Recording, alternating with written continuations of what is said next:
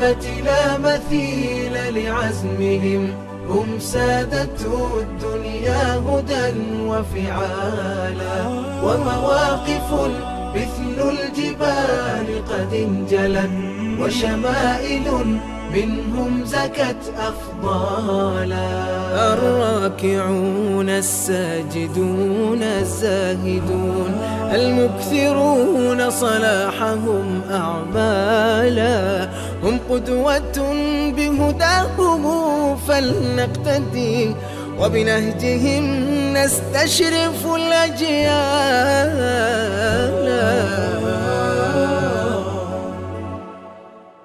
بسم الله الرحمن الرحيم. الحمد لله رب العالمين والصلاة والسلام على رسول الله وعلى آله وصحبه أجمعين وبعد. السلام عليكم ورحمة الله وبركاته.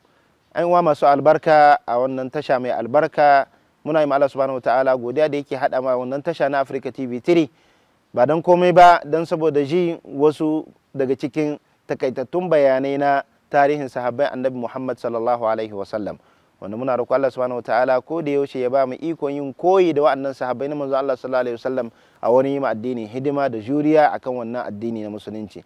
Yau sahabin da muke da shi ɗaya daga cikin mayan sahabbai manzo Allah sallallahu alaihi wasallam mai suna Umair bin Sa'ad.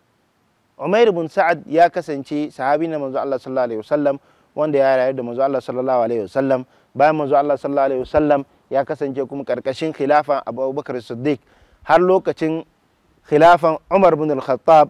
Yana da wani kissa da ya abuku ko ya faru da shi da Umar bin Khattab a lokacin khilafa Umar bin Khattab. Shine muke so mu ɗauko takaitattun bayanai a wannan kissa da ya abuku da shi ko ya faru da shi da Umar bin Khattab a wannan lokacin da Umar bin Khattab yana khilafanci.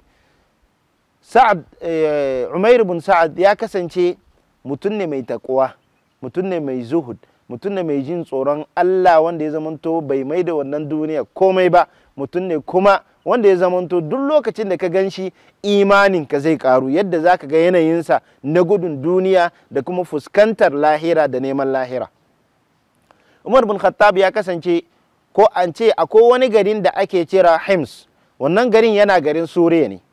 To wannan garin yana tsakanin garin da ake kira birnin Suriya wanda yake yanzu Damash da wani garin da ake kira Helb wanda ake kira Aleppo. To wannan garin da ake kira Hims sun kasance mutanen garin duk wanda aka kawo musu ya zamanto gwamna a garin ko da yaushe suna kai karan shi su ba sa so ya yi musu kaza ya takura musu ba ya musu kaza har a canza wannan mutuna. To lokacin Umar bin Khattab sun kasance suna ci gaba da wannan kokawansu ko da yaushe mutunan da aka kawo mana bayyi kaza kaza da sauransu. Sai Umar bin Khattab ya yi turani cewa to yanzu wa'annan mutane sun ce ba sa son gwamnan da muka tura musu. To yanzu waye za mu samu mu tura musu wanda zai iya tafiyar da wannan mulkin a wannan garin Hims. Umar da ya tunani sai tunani ce ai akwai wani sahabi mai falala mai jin tsoron Allah mai takwa mai zuhudi mai gudun duniya wanda lahira ce kawai a gabansa mai suna Umair bin Sa'ad. To ya kasance lokacin da Umar ya yi tunani ya kira shi yana can yana shugabantar rundunoni na musulunci suna zuwa suna buɗe ƙasashe suna sanya mutane cikin addinin musulunci. Baya nan ma yana tare da sojoji suna zuwa ƙauyuka da garuruwa su buɗe wannan garin mutane su musulunta su karantar da su su shige su yi gaba. Umar sai rubuta wasiƙa zuwa gare shi yace ya kai Umair bin Sa'ad ina so daga lokacin da wannan wasiƙar za ta zo ma da ka karanta wasiƙar nan ga goban ina so in ganka a garin Madina. Umair bin Sa'ad lokacin da ya karanta wannan wasiƙa dan biyayya ga shugaba nan take ya kama hanya ya zo garin Madina. Umar ya ce mishi marhaba da zuwa, abin da yasa na kira ka ina son na tura ka ka zamanto gwamnan garin Hims. Da ya ji haka hankalinsa ya tashi ya ce ina haka kuma Umar bin Khattab ya dage tare da shi har sai da ya karbi wannan nauyin da Umar bin Khattab ya dora mar tare da kin wannan nauyin ya kama hanya ya zo garin Hims. Yana zowa ya sa aka tara mar mutane a masallaci ya yi musu huɗuba na sa mutane jin tsoron Allah akan su ji tsoron Allah da kuma amana ya yi musu huɗubar da ya ratsa jikinsu. Daga nan kawai ya kama hanya ya je garin ma'aikatansa suka ci gaba da shawarwari yadda za su tafiyar da abubuwa. To al'ada duk lokacin da aka sanya wani gwamna duk wata kwana biyu, sati ɗaya, biyu, wata ɗaya, biyu, uku suna rinka turowa suna rinka turo da kukansu akan wannan gwamnati da aka sa musu. To sai da aka yi shekara ɗaya bayan Umar ya tura Umair bin Sa'ad, ba a taɓa kamai korafin wannan sahabin ba. Umar sai ya ji mamaki ko ya ji wani shakku a zuciyarsa, ke anya lafiya ko ka a ta wannan bawan Allah mai jin tsoron Allah, na kai shi wannan gari ya ga daula, ya ga duniya a wannan garin, na ɓata mar rayuwarsa, ya je ya zamanto shi ma ya shagala tare da wannan mutanen, shi kenan ya bi su abin da suke so suke yi, ya manta da ma wannan amanar da aka bashi. Umar sai wannan tunani, sai ya rubuta wasiƙa yake kai a aika ma shi Umair bin Sa'ad, duk lokacin da ya ga wannan wasiƙa kawai ya dawo, ina kiran shi a garin Madina. Umair bin Sa'ad wasiƙar ta zo mar, kawai sai yake sam'an wa ta'a, ya kamo hanyar zuwa Madina. Dauki ya hau, raƙumi a'a, ba abin da ya hau, daga can garin Suriya har zuwa garin Madina a ƙasa ya taka ya zo, yau wahala ga hanya, ya rame, launin shi ya canza, ya zamanto kamannin shi duka suka canza. Ya zo garin Madina, ya shigo a inda Umar bin Khattab yake, ya mar sallama. Umar bin Khattab ya karbi sallama, ya yi mamaki, yace Umar lafiyanka me ya same ka? Sai ce Allah ba abin da ya same ni, alhamdulillah, cikin murmushi. Sai ki ga alamu ƙasa ka zo, yake kware ka ƙasa na zo, kwanaki na kaza a hanya har nika isowa. Sai ki lafiya za ka zo ƙasa? Ba su baka abin hawa bane lokacin da aka sanya ka gwamna, ba su baka motar da zaka hawa bane a lokacin, da misali a ce wanga lokaci na yanzu. Yace ba su baka dokin da zaka hau ko dabban da zaka hau bane? Sai ke ina, yake ba su bani ba, da ba su bani ba ni kun ban tambaye su ba, kuma da zan taso na zo lokacin da ka kira ni, sun ji cewa ka kira ni zan zo, ba wanda yake mini ga abin hawa, ni kun ban tambaye su ba. Allahu akbar, ka ji yadda sahabbai suke kokarin bauta ma Allah subhanahu wataala da kokarin nisanta wannan daudar duniyar da muke wahala a bayan shi, yadda suke kokarin suka maida wannan duniya ba komai bane. Inna ma manufa da abin da ya kamata kowa ya sanya a gabansa shine neman wannan ranar wanda yake gobe, shine ranar tashin kiyama. Ba wannan duniya za mu zama muna yakan juna, muna hada da juna, muna kashe juna, muna batawa da juna, muna komai wai dan mu samu duniyar da zaman zumunto ba madawumi bane. Sahabban manzon Allah sun konkwadi tarbiyya, sun konkwadi imani da tarbiyya da karantarwa ga shugabansu shine manzon Allah sallallahu alaihi wasallam ya karasuwa. Dan shi yasa wannan sahabin ya mai da wannan duniya ba komai ba. Umar bin Khattab ya tausaya ma rayuwarsa akan yadda yake rayuwa haka, kuma ma ƙasa ya zo.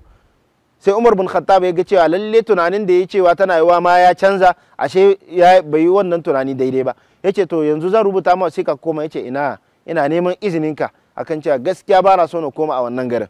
Umar bin Khattab ya yi mar afwa akan cewa kare ya koma a wannan garin. Haka ya je wani ƙauye ya zauna yana bauta ma Allah subhanahu wata'ala da kuma yana abubuwan nasa rayuwarsa ta yau da kullum. Aka yi kwanuka ko watanni, Umar bin Khattab yake son ya ji labarinsa, sai yake ma wani ya tai a wannan ƙauyen da Umair bin Sa'ad yake, ya binciki labarin shi, shin wai yanayinsa ya canza ko yana nan yadda yake dai na gudun duniya. Idan yanayinsa na nan ya canza na son duniya, ka zo ka gaya mana. Idan kuma yana nan na cewa da yake na gudun duniya, Umar bin Khattab ya ba su wasu kudade yake ka bashi kyauta, ka ce ni na bashi. Haka ya zo, mutanen nan da ya zo garin sai ya zo ya yi irin bakonta na dubara, ya ce mashi Umair bin Sa'ad ina son na sauka a gidanka. Umar bin Sa'ad ya ce marhaba, ai bakonka annabinka mun ji malam Bahaushe. Ya sauka a gidansa. Umar bin Khattab yana bashi abinci, wani irin abinci? Alkama da ruwa kawai, tunda shine dama gare shi baya da komai. A ce alkaman da ruwan da yake bashi ma abincin iyalinsa ne yake kwasa yake bashi, shi yana haƙura. To haka ya zamanto yana bashi wannan abinci, yayi kwana na ɗaya, kwana na biyu, kwana na uku. Wani mutum daga wannan ƙauyen ya ga wannan bakon da ya zo daga Madina zuwa gidan Umair bin Sa'ad, ya ce masa dan Allah bawan Allah ka tausaya ma wannan mutum da ka sauka a gidan shi. Wallahi ya kasance kwanan ga cikin wani irin yunwa suke kwana a gidansu, saboda abincin da yake bakan nan abincin iyalinsa ne. Da wannan mutum ya ji haka yi kuka, ya ɗauki wannan kuɗin da Umar bin Khattab ya bashi. Mu yana ce mara baya so, kawai sai matarsa ta zo take wannan kuɗin da muka samu ka bari mu yi wani amfani da shi. Mutumin ne ya tafi ya bar su, ashe da ya tafi ya bar su sai ya samu ya ci kan matarsa akan cewa wannan dukiya ya kamata su ba mabukata, suka raba wannan dukiya. mutumin da ya zo wani Umar bin Khattab ya bashi labari, Umar bin Khattab ya yi kuka, ya ga cewa lalle wannan mutum ne da ya kamata a yi koyi da shi.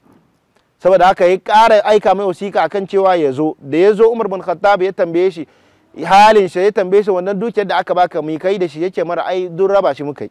Umar bin Khattab ya yi kuka, ya ce wallahi kai ne wanda aya nan na Allah subhanahu wataala yake magana akai, yake cewa wa yu'thiruna ala anfusihim walau kana bihim khasasa. Yani ka da kake fifita wasu akanka akan cewa ka fi su bukata. Umar bin Khattab yayi kuka, saboda haka ya ɗauki abinci yake ya bashi da kuma wani dutse da kuma tufafi ya bashi, domin ya ga kayan da yake sanye da su duk sun tsuha. Sannan ya ce ma Umar bin Khattab, abincin da zaka bani shi, ina da tiya biyu a gida, ina da kwano biyu a gida, bana bukata, amma wannan rigan da ka bani zan kai ma iyalina, matata ta sanya, tunda kayan da ke gare ta yayi kusan ma ko da ta sa su zai zamanto baya rufe al'auranta, saboda haka zan kai mata wannan riga. Umar ya kara kuka.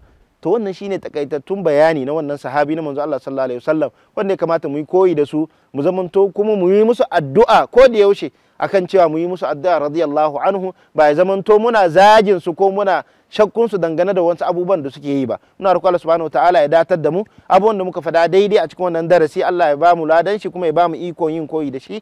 Kurakuran da muka yi da kuma wanda muke ko da yaushe a cikin mu'amal, muna roƙon Allah subhanahu wataala ya gafarta mu da mu da ku baki ɗaya. Nan zamu dakata. Wa sallallahu ala nabiyyina Muhammad wa ala alihi wa sahbihi ajma'in. Wa subhanaka allahumma wa bihamdik, ashhadu an la ilaha illa anta, astaghfiruka wa atubu ilaik. Wassalamu alaikum wa rahmatullahi wa barakatuhu.